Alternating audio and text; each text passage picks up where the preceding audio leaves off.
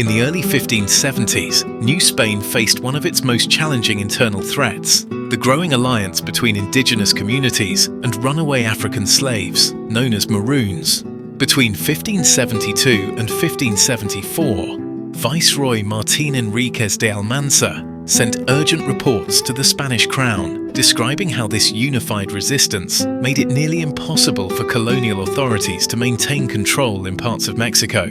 The viceroy warned that enslaved Africans fleeing brutal labor conditions were not merely hiding, they were forming independent communities, fortifying mountain camps, and forging political and military alliances with indigenous groups who also resisted Spanish domination. This cooperation challenged Spanish rule in fundamental ways.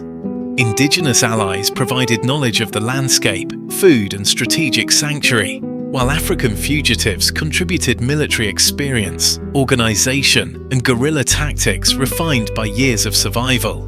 These alliances destabilized the colonial economy. Maroon raids disrupted transportation routes, interrupted the flow of goods, and encouraged more enslaved people to flee, weakening Spanish labor systems, especially in sugar mills and mines.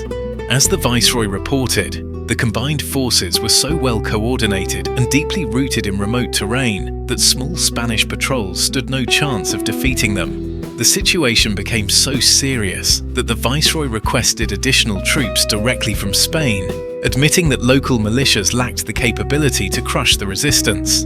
This request alone demonstrates how powerful Maroon communities had become. This unity laid the groundwork for later resistance movements, culminating in the famous Maroon leader Yanga, who negotiated Mexico's first recognized free black town in 1618. Viceroy Enriquez's letters reveal a truth that colonial narratives often attempted to suppress. Africans in the Americas were not all passive victims, but active architects of resistance, forming alliances, shaping laws, and reshaping the very structure of colonial power.